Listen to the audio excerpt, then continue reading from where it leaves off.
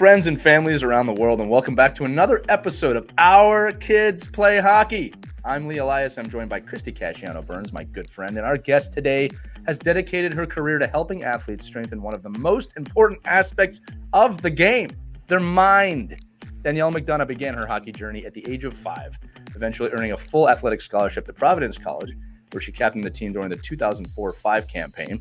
And after college, she played professionally in the NWHL for 2 years before continuing her career in Lugano, Switzerland. She transitioned from player to coach, and Danielle obtained a master's degree in sports and exercise psychology and founded Peak Performance Training. As a mindset coach, she works with athletes, coaches, and parents to help develop the mental skills necessary for success.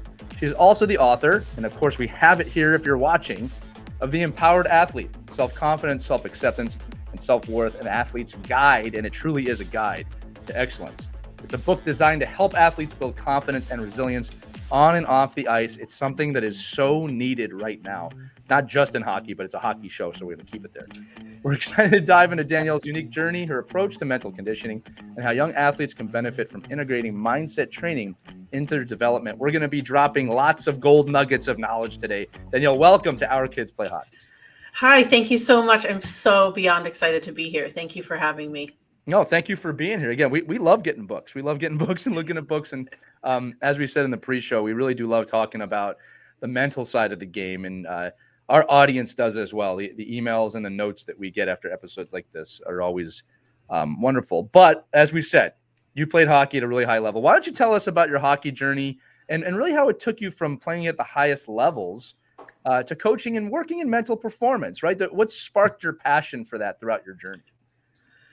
Oh, that's such a such a loaded question. And I always start my introduction by giving my kind of life story, because I think that my entire life has led me to where I am now. Being born and raised in Southern California, I only had the only option for me was to play boys hockey. And now, even back then, it wasn't a big thing. We got Wayne Gretzky, that kind of made it bigger. And then when the girls won the 98 Olympics in Nagano, that's what really kind of started it for girls as well. But still in Southern California, not that big of a thing. My parents are Canadian. So when they moved down to Southern California, that was just like natural for them to find the closest ice rink and get us involved in hockey. But both of us started figure skating. And both of us, meaning my younger brother. So he started figures, and then he lasted like a month. He's like, I hate this. I don't want to do this. And so my dad got him involved in hockey, but he's younger than me. So he was 4. He wouldn't get on the ice without my dad. So I would be running around the rink by myself while my dad was on the ice with my brother. So to kind of make sure that I was safe, my dad, one day, I will never forget, he sat me down. We were at the park playing, and he sat me down at like a picnic bench, and he said, how do you feel about maybe you want to maybe try? And before he could even get the question out of his mouth, I was like, yes, I do. So I've literally loved the sport since before I even started playing. But all of that to say, I played with boys until I was 18, which in a lot of ways was really beneficial, but in a lot of ways was hard too, because, I was the only girl, and it's kind of one of those things where every day, at least I felt this way, I was having to prove that I belonged there every single day. There were no off days for me. I had to be on and, be excellent every single day, because I felt that people were just waiting for me to make a mistake to say, see, it's a girl. She shouldn't be playing this game. Right. And so I feel like subconsciously that drove me a little bit too, because that's where I sort of developed my perfectionism and my people pleasing and all of the things. Right. When I was about 12 or 13 is when there were 2 coaches, Rod Gunn and Scott Plummer, who went out and found all the girls who were like me in the whole state of California playing on all boys teams. And that's when they developed the very first ever girls team in California, Cal Selects. And so I was about 12, and it was a 19U team. And so our sole purpose was just to go to the East Coast and play in these tournaments so that we could be recruited and end up, playing at the collegiate level. I just want to pull through that, because I think people gloss over that. You just said this was a 19U team and you were 12 years old, right? So parents listening, for boys especially, that'd be unheard of, right? It's actually not as uncommon as people think. I think in certain places even on national teams. But 12 years old playing with a 19U team. And how many players on that team were around that age, 19? I would say the majority. Yeah, Wow. the majority. It was, Paint that picture a little bit for the audience, like I said, because that's a big deal. You want to talk about growing up quick? Go ahead. I didn't mean to interrupt you. Well, but that's exactly it, and that's another part that kind of factors in is it was really challenging hockey wise, yes, because they're bigger, faster, stronger, more experienced than I was, but also just life wise, like they had experienced more in life, and here I am, this little 12-year-old. I have no idea what they're talking about in the locker room, and so just like the self-consciousness that came with that, and so all of these things kind of led me to now doing what I do without really realizing, if that sort of makes sense. Yeah, of course. Yeah. And then, going to the next level, I always say to my athletes, like, new levels, new devils. It's like a business term, but I apply that to sport too, because it does apply. So the 12 years old playing on the 19U team, and then you go into play at the collegiate level and then the professional level. It's just, every new step that you take brings new adversities in some shape or form. Yeah. So dealing with all of that really kind of guided my path, I would say. Yeah. So you get recruited, right? Yes. And what happened then? So I was recruited by multiple schools. And I remember, this is kind of a side note, my dad, so, you get 5 official visits, and which is where you go to the school by yourself to live with the team for a weekend and that sort of thing. You guys have kids that would, Christy, you do. Yeah.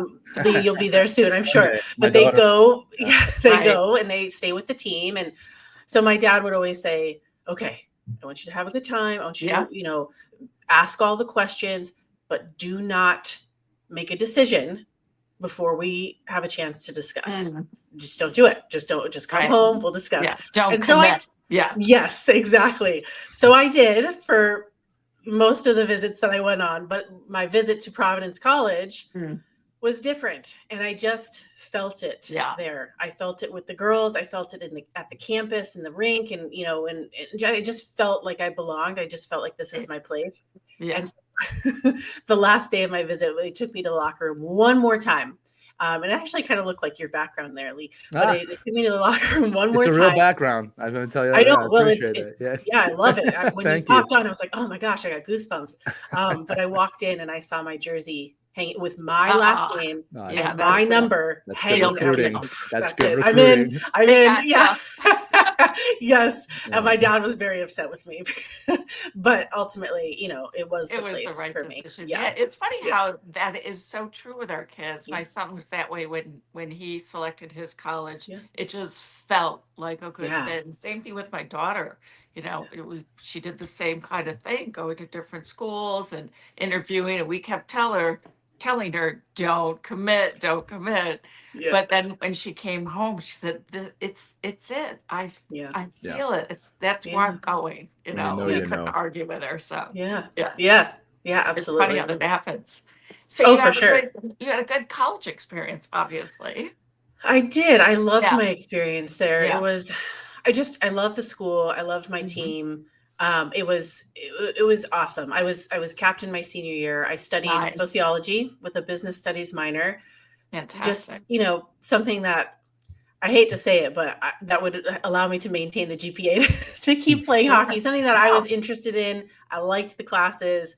Yeah. They were, easy enough for me, because I knew, even then I knew I was going to have to go back to school. I knew I wanted to eventually go back to school. I didn't know what I wanted. It's funny though, because like I said, all these things subconsciously led me here, because I didn't know. I didn't know in college when I didn't know this is what I was going to want to do. So I was captain my senior year. I graduated, and that's when I moved up to Oakville, Ontario, Canada, and I played in the NWHL for 2 years, which is now the PWHL, which is kind of cool. That league college hockey is amazing hockey. But when I was in the NWHL, because it was so small, like in college, all the teams are spread out, which means all the Olympians are spread out. So you might play against one Olympian a season, because there's so many teams to play, right? In the NWHL, there was only like 4 or 5 teams. And so we were playing Olympians. We had some on our team. Every single weekend we were playing Olympians. And it was just the hockey. was amazing. I loved it. It was so good, so fast, and it was great.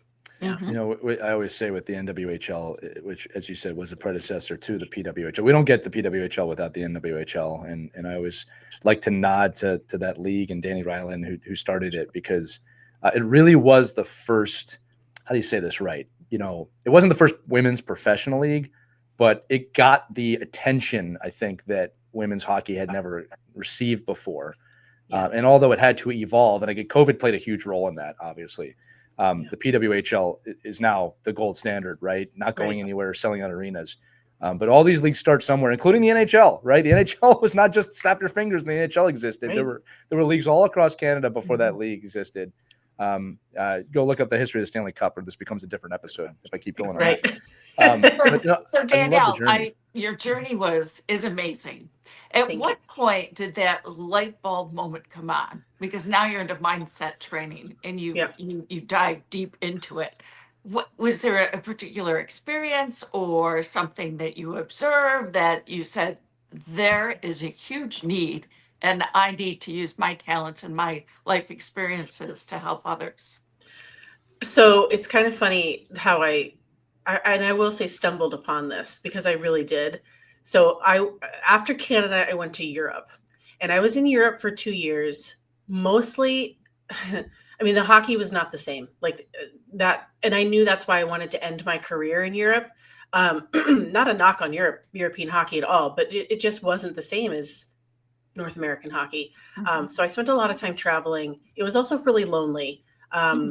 It got really lonely there, but it was an amazing experience, a way to see the world, to play hockey at the professional level, because we were getting paid there. I had committed actually to a third year, came home that's the summer before.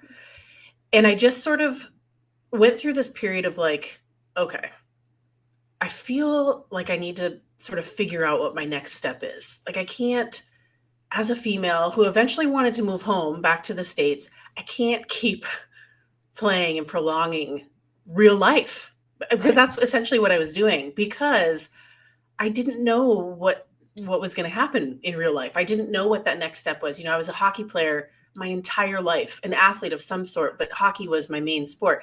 So I always had goals that I was working towards, the next thing with hockey. And now all of a sudden I didn't have that anymore. And that terrified me. And I talk with a lot of athletes about this, and we can get into this a little bit later, but I made the tough decision to kind of say to them, you know what, thank you, but I can't come back. I know I said I was going to come back, but I can't come back.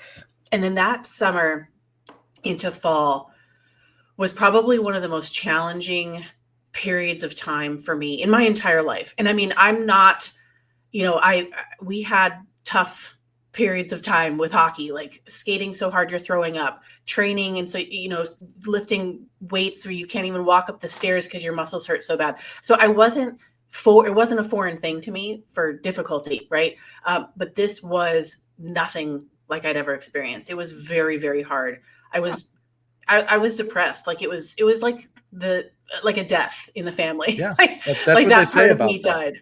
Yes. Yeah, they say that like athletes have two deaths, right? It's when you stop playing and when you pass away. It's tough. Yeah, it's very, very hard. It's such a huge part of your identity for so long that it was very, very difficult. So I went through this sort of phase where I was depressed. I was trying so hard to figure it out. I have a very, very good support system in my family. I feel so fortunate for that, because without them, it would have been so much harder.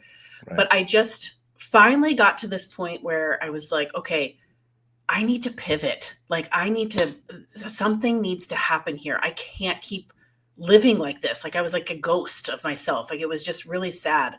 So I said, I need to pivot. I need to do something. So I in my head, I said, okay, because I was thinking about my next step. What is my next step here? So I thought, okay, well, I know I love being an athlete. I love being around athletes. I love that environment and that culture and the way I feel as being a part of a team and that sort of thing. But I don't want to coach, because I eventually want to have a family. When you coach, I saw my coach in college. Like he never saw his kids, and it was really sad. So I didn't want to do that. I didn't want to be a physical trainer. So I literally, and here's my aha moment. I literally Googled jobs in sports. Oh, wow. Yeah, I know. Isn't it wild? So I Googled jobs in sports, and sports psychology was within the top 5. So it was like coach, athletic trainer, and then sports psychology was like next in line. And I clicked on it and I said, oh, what is this? This sounds interesting. And I just read a little bit about it, and everything that I had experienced my entire career, youth hockey, high school hockey, college, pro, everything flashed before my eyes. And I'm like, oh my God, this is it. This is it. This is what I'm meant to do. This is what I want to do. And that's it. I went and found a master's program here, and I enrolled, and 2 years later I had my degree. And so that was it. And the timing couldn't be any better, because there's such a need right now. There's so many kids who are hurting out there, and struggling to figure things out. Right. Yeah. I'll say this too, that this is for the parents and the kids listening. I don't meet too many not passionate hockey players and people, right? And I don't meet too many people in the game that are like, hey, hockey's all right. Yeah. It's your life. It's part. They make podcasts about this stuff. You know what I mean? Right. So it's one of those things. It's not a surprise to me. And again, the way you said it, I just Googled jobs in sports, because I think it's important to note here that when you have a passion like you have for anything, but we'll talk specifically about hockey here, man, it can drive you to so many different destinations, right? Because Danielle, my story is not that much different, right? It's just everything to me was hockey, like the broadcasting, writing books, coaching, mindset, mental fitness. It's all the game to me. It's just I'm applying it in a different way, right? Yeah. So the reason I'm bringing that up is just for everybody listening, no matter where you're at in your hockey journey, right? The passion that you have for the sport can be applied in so many different ways. It's tough to realize that while you're playing, right? And we always say this, and this will also pivot into the book too. You're more than just a hockey player. I think one of the dangers we run into in this sport is athletes only identifying as I am a hockey player, and you are so much more than that. And parents, we play a role, play a major role in making sure that we kind of hint that to our kids. I always say the kids won't necessarily listen to you, but you gotta leave clues. Yeah. I remember, and I actually haven't said this in years on this show, that for me and my parents had me convinced, and I'm saying this all very sarcastically, that I needed to have a backup plan if hockey didn't work out, right? And that's how they presented it to me. And now that I'm a parent, I'm like, yeah, they knew all along this wasn't a backup plan. Yeah. Okay, but man, it was kind of, to me, I would say expert parenting of like, you're not going to play this game forever at the level you want to play it at. So you need to have the backup plan. And when you can apply the passion to anything, that's when you become more than just a hockey player. And Danielle, again, I want to transition into the book, because your book not only dives into that, right, but the step-by-step kind of approach of why this is important, how mindset plays into you as a person. And again, throughout the book, you have so many great work pages of things athletes need to fill out. And the reason I love that is because there is no cookie cutter approach to mental health and mental fitness. It's different for everybody. You must be an active participant in building your own mindset. It's like going to the gym, right? Like you can't just go and do a prescribed workout and expect it's going to work for your body. Your body is your body. So tell us a little bit about that and how the book came to be. Yeah. So the book, it's interesting because I feel like I've always wanted to write it. Ever since I, even when I was going through school, like getting my master's degree, I felt like it was in there. And as I started to work with my athletes, that feeling just kind of came, it was stronger and stronger, but I was always, oh, it's not the right time, or no, not yet. Or, whatever your mind, same thing with playing sports, your mind makes up these stories that convinces you and pulls you off track. Right. So I was pulled off track for a little while, and it wasn't until my son so I have 2 small children. My son is 6. He turned 7 in July. My daughter is actually turning 4 in like 2 weeks. So my son was 3 and my daughter was 6 months old. Yeah. And I woke up one morning. Oh, now's the right time. Right. Like, right. What? Yeah. It's kind of like when I was at Providence and I had that feeling and it wouldn't go away. It was the same thing. I woke up and I'm like, okay, I think this is the time. I was going to say, Christy, so we're all authors here, believe it or not. And it's when the book is ready to be written, it's written. That's how it happens. You don't choose. It tells you. Yeah. Sometimes it chooses you. You're exactly. right. And I really do feel like it chose me in that moment. And so I waking up at 4:30 in the morning to write while the house is quiet and the kids are still sleeping and in between feedings and all the things, and I mean, I feel like I blacked out for like that whole year and a half that I was doing this. Yeah. But it was just, it was something that I knew I wanted to write. I just didn't know when that was going to happen. And, so then it happened. Now that it's written, it's out there. What kind of response have you got? I've had a really, really positive response, which is so nice because, as authors yourselves, I mean, I'm sure you went through this to some degree. It's scary. I felt like I describe it as standing in the middle of Times Square naked. Like, it's just like you're exposing yourself, and so there was that fear, but I kept telling myself, you know what, as long as this helps just one person, just one person, then it's all worth it. And so when it was out and I started getting feedback, the feedback was overwhelmingly positive. So that feels really good. But from athletes, from parents, from non-athletes, people say that it's helped them in different areas of their lives. And I just feel I just love that. I just feel so grateful and, It is very gratifying. So can you maybe share a story of an athlete, no names obviously shared here, of an example of somebody who is really struggling and you help them through it? What kind of process does it take? Yeah, so there's so many different, I'm going through the catalog in my head. Actually, one's coming to mind that I actually wrote in the book.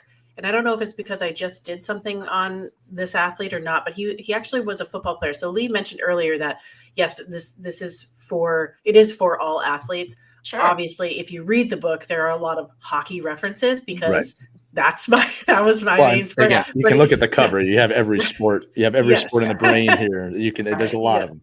Yes, but it's not exclusive, right? Right, absolutely. It's the rules of the sport change, but the mindset stuff, the struggles that we experience mentally, that's all the same. Which is a very powerful thing for athletes to note. I will mention too. We're all experiencing that stuff. You are not alone in that. Even though as athletes we feel like we are, you're not. Everybody's experiencing the same type of thing. So this football player, he was in high school. I think he was a junior. I worked with him years ago now, maybe 5 years pre-COVID. And he would have like anxiety attacks every time they would do film session, like watch game tape, right? And he couldn't control it. He'd have to leave the room. It was very, very bad, maybe bordering panic attacks. And so what we did was we just I helped him work backwards to develop more self-awareness around the whole thing and identify the exact thing that was triggering for him. So we're all fine until we're not, right? And there's that this right here is where we want to catch that I'm not fine. Not up here when it's like level 100. Yeah. We want to catch it right at the beginning. So I helped him identify this part where that little trigger is that kind of started this whole process, because he was fine walking to the locker room, fine walking into the locker room, putting his fine, right? The thing that triggered him was the flip of the projector switch. That sound, that flip of the switch for him is what kind of went right here. Okay, I'm starting to not feel fine. So once we knew that, then we could come up with a plan for him, like a plan of action, and the plan started even on his walk-in and that sort of thing, sort of helping to prepare his mind and his body for film stuff. And it's not like, he was a very good player. It's not like all the clips are negative, calling him out all the time. He was just worried that they would be. He was just very in his head about it. And so we came up with that plan of action for him to help him stay calm as he's walking in, to help him work through that trigger point. And then once he got through that part, he was okay. He was good to go. And eventually it stopped altogether, because just like with physical skills, you practice and practice and you get better and better. It's the same thing with mental skills too. So the more he practiced them, the better he got. And, before long, it wasn't a thing anymore, but yet he still had the tools if something, triggered him again. Well, you bring up what kind of tools do you think parents should have in their toolbox if they see their young athlete? Because we have a lot of, new parents listening, new hockey parents listening, starting to struggle and feeling anxious about all kinds of things, whether it's tryouts or whether it's practice or whether it's, getting moved to a new position. That angst builds up. What can parents do to help their kids breathe a little easier? I was going to say, are you talking about the parents being anxious or the kids? Yes. Because that comes. You pick. Yes, that comes with it too. Talk about the parents, right? So, great question.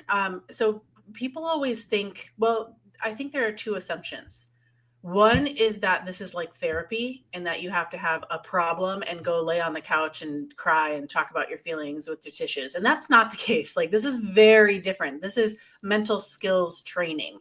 Right. So just like physical skills training, where you do your sprints to get faster, you practice your slap shot in the garage to get, more power and accuracy. It's the same thing here. And so my approach is very proactive, because I want to be able to provide these athletes and their parents with the tools before we get to that space where it becomes a thing, where they're having these panic attacks before practice or before games or whatever it is. So I tell my parents and my kids, I started teaching my own kids tools and mental skills when they were like, I don't know, 1.5, 2 years old. As soon as they could understand taking a deep smell of a flower and blowing out birthday candles, that's when I started to teach them my first tool, which is diaphragmatic breathing. Yeah. It's the gateway tool. It's like the first tool we use in any sequence that I work with athletes on, because it's very important for calming the mind and the body. So if you have younger kids, something that might help with this would be, let's pretend we're taking a deep inhale of a flower and blowing out birthday candles. That's helpful. Or one of those, are they dandelions? Those things that kind of, like the white things that blow off. You have to take a big forceful exhale, right? And so you could also get in, and now we're getting into a little bit of visualization and imagery without realizing it, but you can tell them, okay, I want you to shut your eyes and I want you to pretend you're at your birthday party. Last year's birthday party. You remember how fun it was. It was such a good time. So-and-so was there with you. We had all the decorations. It was dinosaur themed, just be there in that moment right now. And all of a sudden we bring your cake out to you, and it's the perfect cake. It's the exact cake that you wanted, and you love it so much, and you're so excited to blow out the candles, right? So now this is visual, because you're teaching them visualization without them realizing it. But the whole thing is leading up to the breath, right? So the cake is right in front of you, and I just want you can smell it. It's chocolate. It smells so good. Why don't you take a deep smell? And now make sure you blow out all those candles, get them all out, because you want to make your wish. You blow them all out, right? And so there you go. There's diaphragmatic breathing and visualization, and you're calming them down because you're taking them back to a safe place, right? So when they're anxious, you've just taken them back to a safe place. They're surrounded by their friends. They got their birthday cake. They're happy. They're visualizing it. And now you've gotten them to do the diaphragmatic breath, and you can have them do it again. Oh, you didn't get that last candle. Let's get it. Right. So now they can breathe again. Right. So how old are we talking very about? Helpful.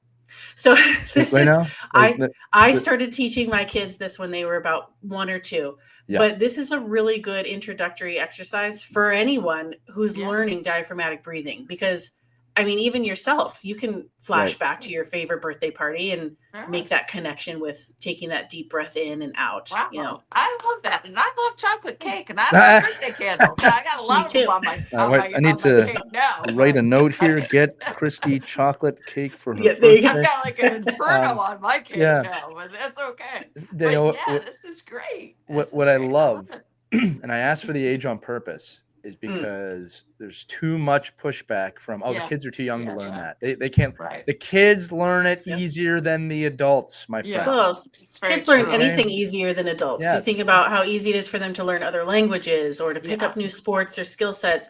Exactly. And it's really, as long as they can understand those concepts, those easy concepts of taking a big inhale of something they like to smell, and blowing out birthday candles or the dandelion or whatever it is, as long as they can understand that. And you don't have to tell them, hey, I'm going to teach you diaphragmatic breathing. You don't tell them. You just, I call it a superpower.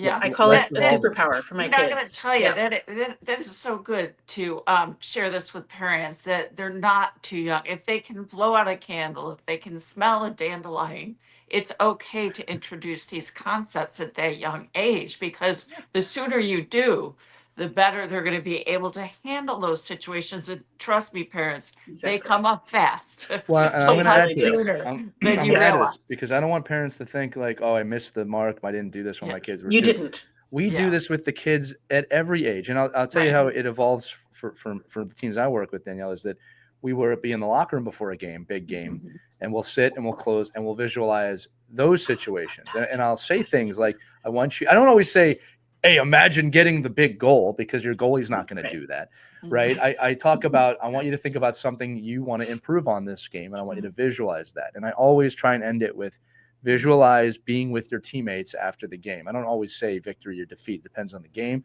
but we sit and we visualize. And here's the thing for the parents listening, and we're going to transition into the parents here in a second. There's nothing quite like seeing a kid, and really 8 to 18, I mean that on this. They're in an anxious moment on the bench. And Christy, I've seen this and I love this, right? And I see them go into breathing on their own on the bench. You see them take a few deep breaths on their own. It's one of the most rewarding things as a coach of any type, right? To see that, wow, they're figuring this out, right? And again, I equate it to, it's when a kid does a skill set for the first time on the ice with muscle memory that they're not thinking about it. I have seen kids spontaneously go into breathing on the bench to calm themselves down. And it's as a coach, it's like, yes. Now with that said, this is an interesting transition. Okay. I've also had that happen, and parents say, and I'll be very blunt, we don't need this yoga shit. We need to win hockey games. And I've had parents say that. Wow. And I, look, as someone who tries to be present, I just kind of smile. I don't meet that with any aggression. And I usually go, nothing wrong with yoga, but that's not what this is.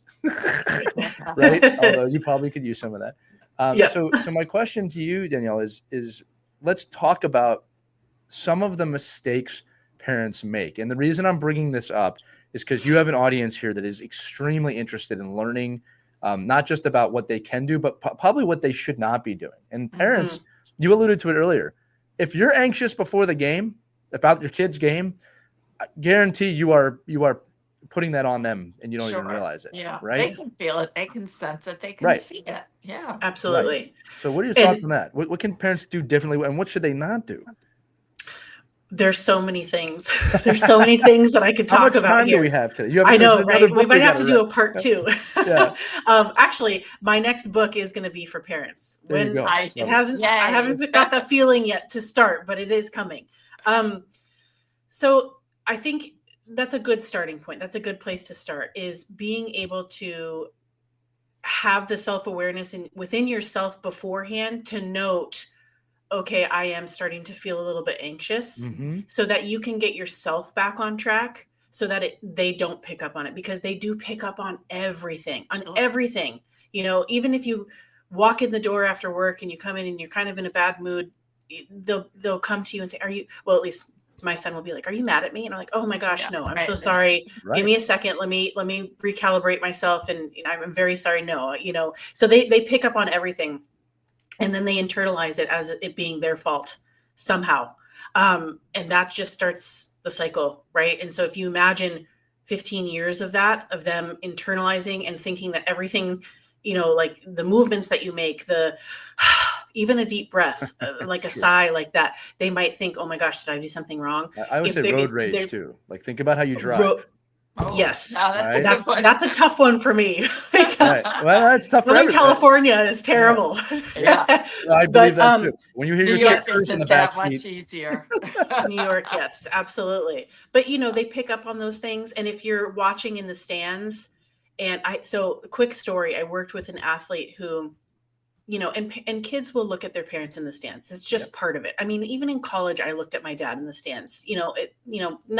that I was looking for him to coach me. I was just looking at him. It was just sort of a reassuring thing. Oh, there he is. Oh, he moved. Okay, there he is. Right. But they will look at you. And if you're like on your phone, you're like, or you're not on your phone, but maybe your phone's down, they're going to see the, the head go back, the eye roll, the sigh, and instantly they're like, oh, I'm not playing well. So I had this athlete. That's what she did. She would look at her dad after every time she did. And now there's different degrees of looking at, and there's some times where we need to kind of coach that a little bit, not to look so often or whatever it is. But in this case, she would look after every drill that she did.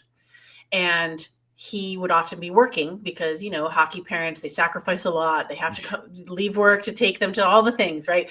So he'd be working and he would make these faces or do exactly what I just said. And she would think, oh, I'm not playing well. He's not happy with me. He's not, he's not going to tell me I did a good job or whatever it is. And that was a really, and then the rest of the practice, she wouldn't play well. It was like a self-fulfilling prophecy, right? Because once your thoughts go there, everything else follows. And so I worked with both of them on this. Number one, to clear the communication, for him to understand what she experiences when she looks at him, and for him to understand, because he wasn't aware that he was doing these things, and oftentimes we aren't. But in this case, he definitely wasn't. And so he made that conscious effort to work on his own self-awareness, to identify if he was feeling certain things that might then project outward as something for her to pick up on that would, she would internalize as her not doing well. So I think the very first thing is developing your own self-awareness, understanding, and this is one of the first things I teach kids too, is how to build that self-awareness muscle. Because if we don't understand when if we don't know when we're shifting from I'm fine to I'm not fine, if we can't identify that, then it's 0 to 100. And from there, I'm not saying it's impossible to dig yourself out, but it's just much harder. So if parents can identify that within themselves and then implement these the breathing technique with the birthday candles, same thing, very good exercise for you to use too. Visualize your happy place. Maybe it's a beach in Hawaii where you're calm, you can hear the ocean, just to kind of calm yourself down so that they don't pick up on that, I think is a very good place to start. Yeah, I love that. And a few reasons why. My belief is that if a kid is going to look at you in the stands, hopefully 90% of the time it's for just some reassurance of, as you said, hey, I'm here with you. Yeah. My son, who's a goaltender, it's weird. He will never look at me, or I shouldn't say that. He rarely looks at me when he makes a big play. But if he's feeling a little unsure, he looks at me and for confidence. And that makes me feel really wonderful. Now, with that said, I said 90% because the other thing is a lot of parents think, well, I need to motivate my kid and I want them to look at me so I can motivate them. Yeah. That needs to be organic too. Because there are some times my kids will look at me because they want a little bit of a, fist, like, go, you got to go a little harder here. But it's they're initiating it, right? I have a feeling, I can't guarantee this, but parents, when you don't let them initiate it and you're overbearing, you're really not helping them. I know there's this kind of unproven thought that well, they need this, they need me to push them. No. The truth is this, if they're not pushing themselves, you doing it's not going to make it happen. You're creating a negative atmosphere and a negative environment. They're going to burn out. All right. And I'll tell you, I talked about one of the things that was heartwarming to me on the bench before. One of the devastating things I've heard in this season, I've heard it is my dad's going to be so mad at that shift. Yeah. And we have to tell these kids, your dad is not coaching this team. Yeah. Right. All right. You should be more worried about me than your father. And again, parents, that can be a hard pill to swallow sometimes, but it's the truth. Like, you're not doing them any favors in the stands by screaming at them or trying to motivate them. They need to organically build that themselves. And you do play a role in that. Right. Go ahead. Yeah.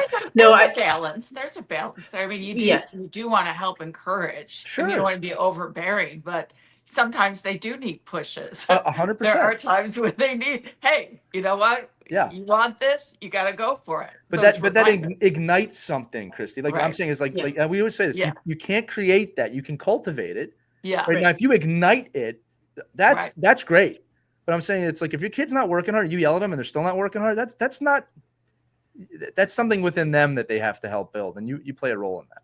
Right. Well, and if you think about it too, all of these are mental skill sets that need to be learned, taught and learned, right? And so if you're constantly doing everything for them, it's the same thing as like, I don't know, the other things that come up when you talk about like helicopter parenting, or what is it now, like lawnmower parenting? Snowplow. Snowplow parenting. Snowplow, yes.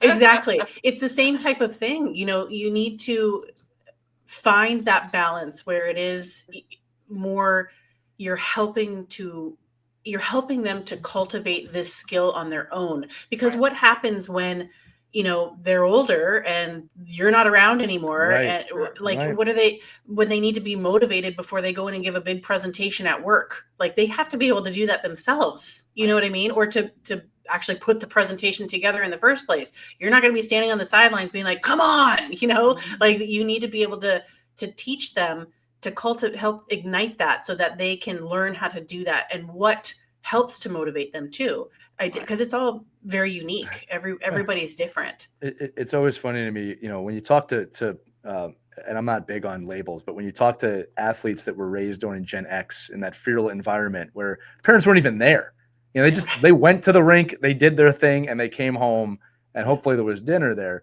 Now I'm not saying that was the best generation or anything like that, but the point I took from that was, hey, kids survive. All right. Kids are adaptable. Kids are more resilient than we think. Yeah. But when you let them rely on you, they will rely on you. Yeah. Exactly. And we overdo that sometimes, and especially in youth hockey. I mean, it's become it's monstrosity of like overbearing parents. Like, just let them play. And again, you know, I'm going to bring this back, Danielle, is that I mean, you're talking about consciousness a lot on this episode, of being conscious of your thoughts, you know, and we talk about this too with mental health, mental fitness. You don't wait until you're injured, right? You don't want to wait until you're injured to start taking care of a problem, right? Now, injuries happen, but you know, if you keep saying, oh, my ankle hurts, my ankle hurts, my ankle hurts, and suddenly you pull your ankle out, I mean, there were warning signs there. Right. You got to be conscious to that. So can we maybe talk about, because you've alluded to it a few times, of, you know, that point of, oh, I'm not okay. What are some of the signs of, hey, I'm not okay? Because people will lie to themselves. I'll be very blunt about that. And so, no, I'm fine. It's like, you're not fine. And that's okay. Athletes do that all the time. That's, you know, we're constantly like, I'm okay. I can take on more. It's not a big deal. I've got this, right? When realistically we're drowning, like it's too much, right? And we need to take a step back, but then we're afraid to take a step back or to let on that we're experiencing all of this, because then all of a sudden, oh, well, coach might not play me now, and my teammates aren't going to trust me because they think that I can't do it or whatever. So that's, athletes oftentimes are on this island, this self-imposed island, where we're so alone, and which is why I said at the beginning, like, you're not. Everybody's experiencing this stuff to a certain degree. Everybody is. So the signs can be different for everyone. One thing I will mention, something I teach my athletes, is the thought emotion loop. So our thoughts lead to emotions, lead to more thoughts, lead to more emotions, like a circle, sort of like you could think about it like a brain tornado. It's a circle, right? And then from there, we have a physiological response, which means our body reacts. And then from there, our behavior and our performance is affected. Okay. And there's a diagram in the book that kind of shows this. Okay. So if you note, though, everything starts with a thought. Everything. Some people might think it's an emotion that comes first, but it's not. An emotion is actually a chemical reaction that occurs in the body as a result of a thought that we have. Now, here's the tricky part. Sometimes, oftentimes, we're not even aware of the thought. It's something that happens in our subconscious. Our subconscious thoughts are always going, always, always, always. It could be some event that we experienced when we were 7 that's been going. And all of a sudden now something when we're 15 and the championship game is triggered, and boom, there's that thought emotion loop, brain tornado, body is affected, behavior is affected. So all that to say, when we talk about self-awareness and teaching self-awareness, it is very unique to each person. And I walk people through, I think this is in the book too, pretty sure, mindset zones. So identifying what mindset zone you're in at any given moment. And that's really developed through mindfulness, which is more that, yoga crap that you're talking about. But mindfulness is just simply paying attention on purpose. Right. It's just paying attention to what's going on in you in any given moment, in your mind, in your body, how you're feeling, and just tuning into that and not being afraid and pushing it away, but tuning into it. Go ahead. Yeah, I just want to add one thing to that because I love what you're saying. For the parents listening, when you're an adult, you know what anger is. You know what you know your emotions. I think, Danielle, one of the mistakes we make as parents is assuming that our children understand what they're feeling. They can be so blind to the emotion. And I think one of the exercises, just to add on, is when I see a kid starting to spiral, I say, tell me the emotion you're feeling, identify the emotion. Because once they do that, they can start to get that control over it that you're talking about. But there's two things. Kids might not know that they're angry. They look angry, but they might not know that, number one. And then the second part of it is once they call it out, you can tell them, and this is a big one I always say for parents, kids don't realize the feeling's going to end. Like you're not going to feel this way forever. Right. But when you're 7, 10, you don't realize that. You think you don't realize it's going to end. Right. And it's scary. So I just want to add that in. It is terrifying. Yeah. And so then you have that initial emotion that they don't know that they're feeling. And then they have this fear coming in. It's just, that's why I call it the brain tornado, because it's just like whoosh, everything's swirling around. That. And another thing too is they not only do they not think about a toddler having a temper tantrum. Why do toddlers have temper tantrums? Because they don't understand what's going on. Because they're jerks. Okay. And they want their food and they want it now. And they don't want anything touching each other. Yeah, like no food touching. Yeah. But they don't understand what they're feeling. Right. They don't know what's happening within them. They don't know that this feeling is going to end. Right. And they don't know how to get themselves out of it. Right. If your toddler's having a meltdown and you say, hey, relax. They don't know how to do that. What is relax? How do I, you know what I mean? So that's why we call them coping strategies, right? That's why we need the mental skill set to be able to, number one, understand what we're feeling, which is what the mindfulness where that comes in. Number two, how to fix it. What tools do I have in my toolbox that I can use right now? And if that tool doesn't work, what else do I have in here? And that's what I teach basically is the toolbox. But with the mindfulness, paying attention and just understanding, and even if they can't label the emotion, maybe you ask them, well, what color is it? Right. That's a great point. What shape does it make? Is it sharp? Is it a cloud? Just sort of anything to get them to describe it. Love that. And then from there, that starts to help the tornado sort of dissipate a little bit, right? And you couple that with, okay, now let's maybe take some deep breaths here together. I'll do it with you. Ready? Right? And so just kind of helping them to pay attention on purpose, to understand what's going on with them in any given moment. And I'll have my athletes, once I teach this skill to them, I'll have them take like little mindful moments, just 30 to 60 seconds throughout the day where they're just tuning in and what's going on, right? And I say to them, do it while you're watching your favorite Netflix show, because that's going to be very different than when you're outside playing football with your brother. You know what I mean? And just note the differences. And what we're doing is we're starting to collect information on you. We're collecting data on you, right? To understand, okay, this is what I experience when I'm watching a funny show on Netflix. This is what I experience when I'm sprinting in the backyard playing catch with my brother. This is what I experience when my coach yells at me in front of everyone. Right. And so they're collecting this information. And then we later on, as I work with them through the program, it's in the book too, we apply this directly to their sport through the mindset zones. And so now we can the ultimate goal is to pinpoint that exact moment where we go from I'm fine to I'm starting to not feel fine. And doing all this work ahead of time helps with that. And then once they have that, they insert their tools and they're back on track. So it goes like boop and then straight line again, instead of all the way up like a roller coaster and then back down.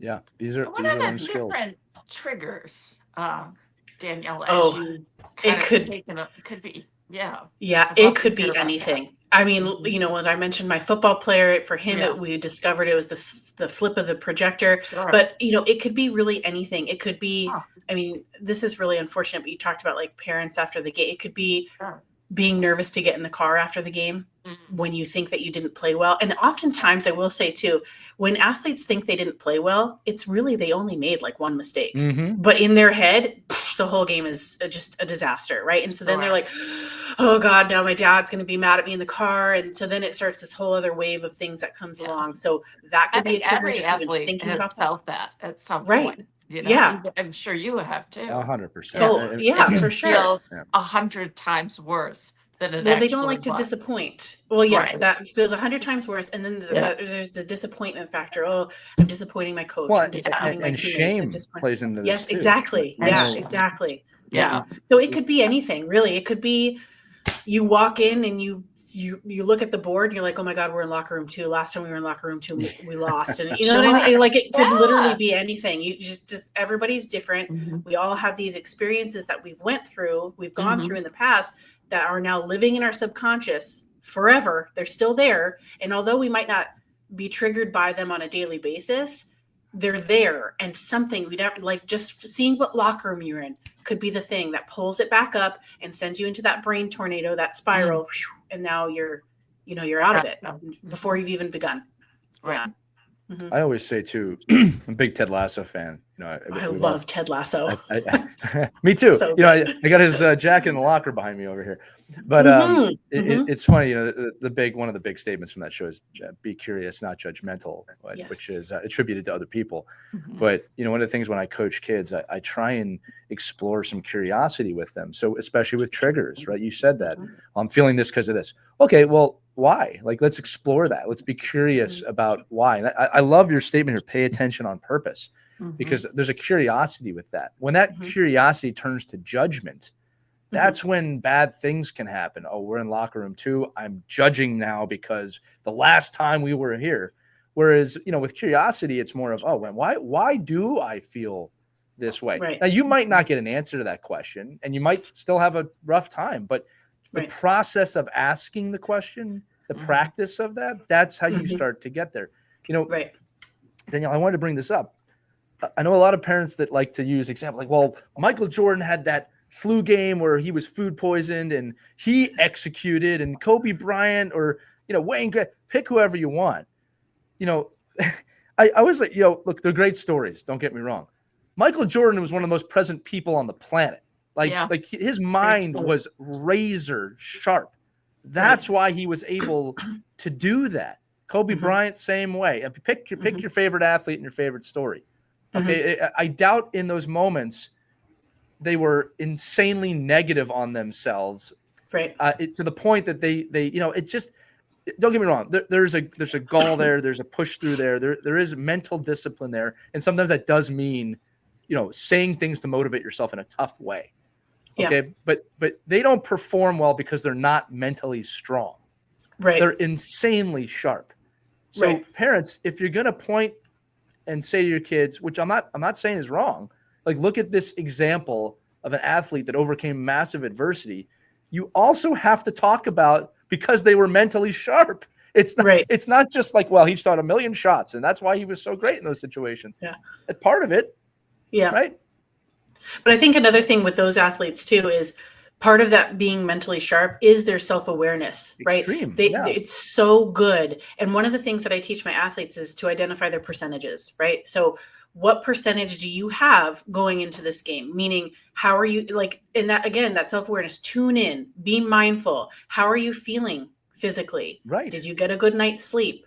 What kinds of things do you have going on with school right now that might be kind of pulling on you a little bit? And can we work through some of that stuff before we go? But identifying, okay, so like in that case, when they have the flu or whatever, first of all, please don't make your kid play when they have the flu. Yeah, not a good call. Not a good call. Yeah. But like for the professional athletes, right? Those professional athletes that play through sicknesses or whatever it is, they're able to identify in that moment, okay, I'm not 100% Kobe today. Right? 100% Kobe can do all of these things. Right. And that's great. But I'm not 100% Kobe today. I'm 75% Kobe, right? 75% Kobe can do these things, right? Just understanding and knowing, like, I'm not here, but I'm here and I can do all of these things. I might not look as good, or I might be like drop some passes or whatever it is. I might not play as well as I would if I were at 100%. But that's okay because I've identified I have 75% to give, and I am going to empty the tank. I'm going to give 100% of that 75%. Exactly. And right away, it takes so much pressure off of them because as children and youth athletes, we think I have to be 100% every time. I have to. And it's just not, that's perfection, doesn't exist, right? So if you understand and identify, okay, I have 75% to give today, and that's fine. Yeah. That's fine. I'm going to give 100% of that 75%. And that's when you're going to get those, like when you had the flu, when he played phenomenally, because he went into it with realistic expectations of himself, right? Or maybe even a little under, and then was happily, surprised or surpassed that or whatever. But it starts with understanding, like, I don't have 100% to give today, and that's okay. This is what I do have, and I'm just going to give all of it, and that's all that I can do. I love that you say it. I love it. It's give me 100% of whatever you got. Use that in your visualizations before the game. Yeah, the other thing too is when people watch I just recently watched The Last Dance again. And it's, Jordan also says, I never asked my teammates to do something I didn't do, right? Like he had such a clear understanding of his own expectations. And like, that's different than just saying, well, look how hard that guy works. That's not what that was. And again, insanely present person to this day, right? Fierce competitor. Like, and again, I think another thing, Danielle, I want to bring this up is I think that competitiveness, compete level, that's something we talk about a lot nowadays, gets misconstrued in this because people go, well, if you're visualizing and with the dandelions and how can you be competitive in that peaceful environment? It makes you more competitive. And that, to me, that's always the disconnect. That's why people say this yoga crap. It's like, no, you don't understand. I am more competitive in this environment because to not be competitive knowing this stuff and being aware would be disrespectful to not just myself, but the game and my teammates. So I'm trying to explore this a little bit with you. Your compete level only goes up when you understand these things. And I think there's a lot of fear from athletes and parents that, if they dive into this world, they're going to get soft. And it's the complete opposite. It really is. Can you talk about that for a couple minutes? Yeah, well, all of these things with the again, I come back to the self-awareness, which is obviously a big thing that I teach. All of this, just like you said, it makes you more aware and more competitive in the way that suits you, right? And I think another common misconception is everyone's the same, and what motivates Johnny is the same thing that's going to motivate Tommy. Like, it's just not like Johnny maybe is one of those kids that can get screamed at and be fine. And that lights a fire under him.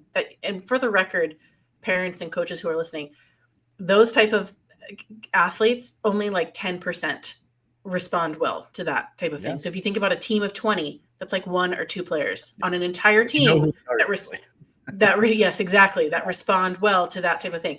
Other athletes need different things. And so when you talk about like breathing to calm the mind down, when your mind is racing with all these thoughts like, locker room too, and that was so bad, and now I'm going to play poorly, and I made the terrible mistake that cost the game the other time. When they're in that state, that is affecting them emotionally. They're feeling maybe shame, embarrassment, nervousness, anxiety. That's going to affect their body, which, going back to mindfulness again, those triggers, what that looks like. Maybe their palms get sweaty. Maybe their heart starts to race really fast. Maybe they're breathing rapidly, or maybe they're not breathing at all. Maybe they're starting seeing tunnel vision, it's black or sparkles or whatever. Everybody's different.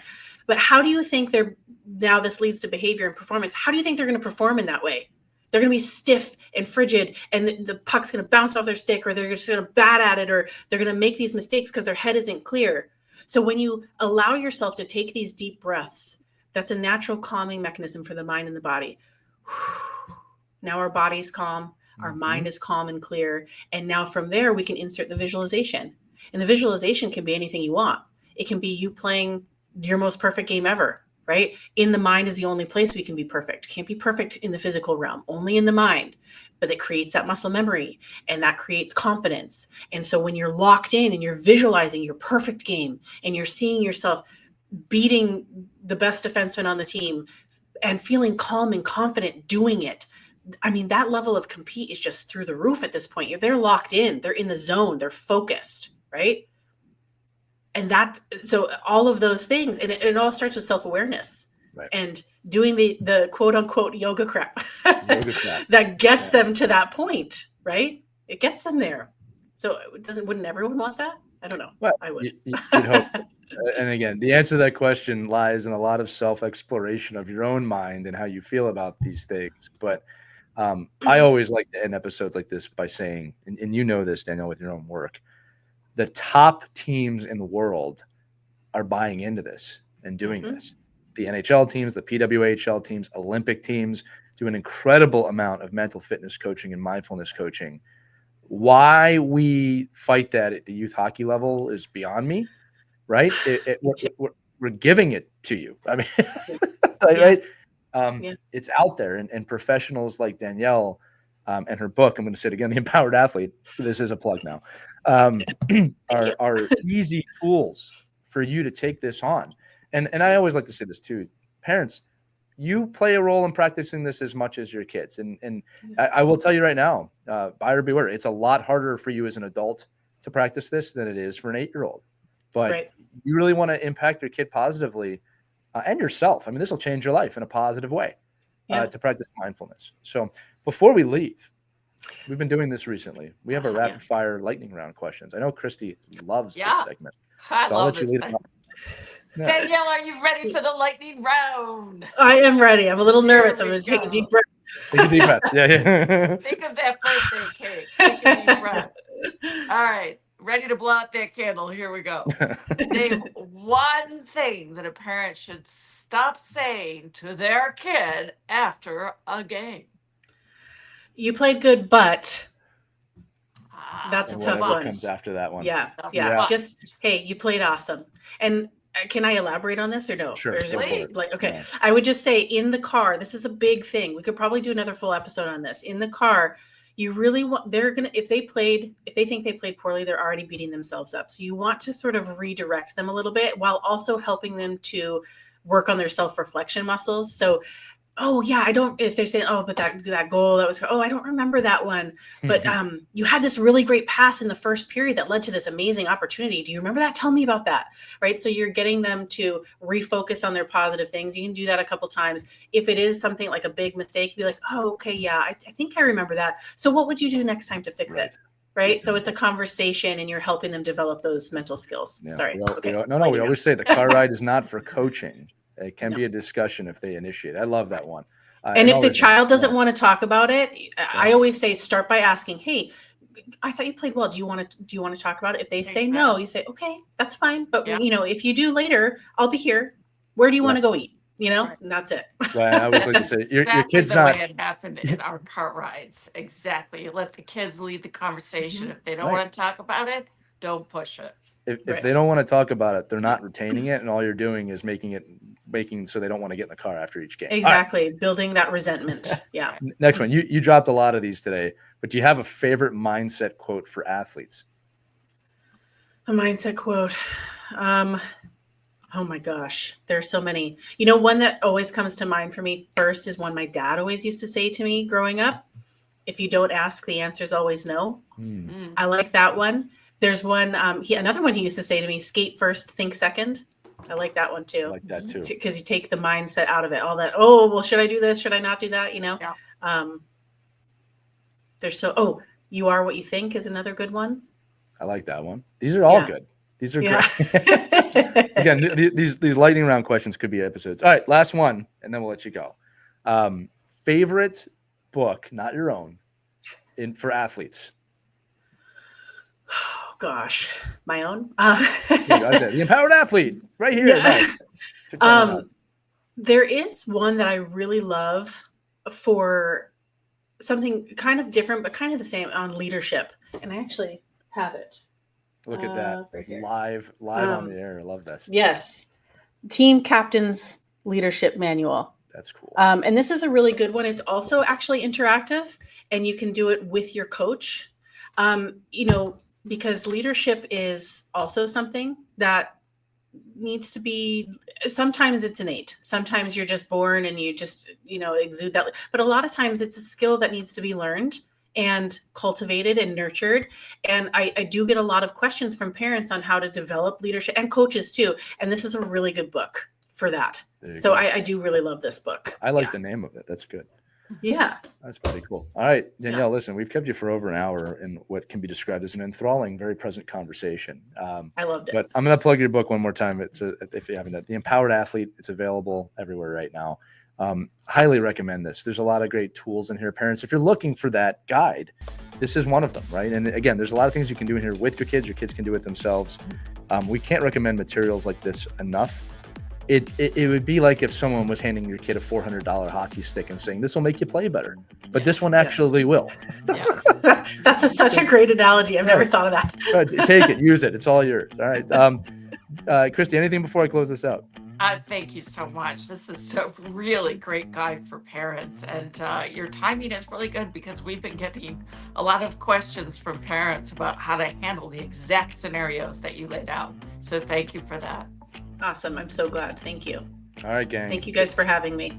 Thank you for being here. This is with Danielle McDonough. Again, if parents, if you like this episode, make sure you listen to the Ride to the Rink with your kids this week. It's going to be all about this. We give them the messages so you don't have to, because you all know that kids don't listen to you. They listen to other people.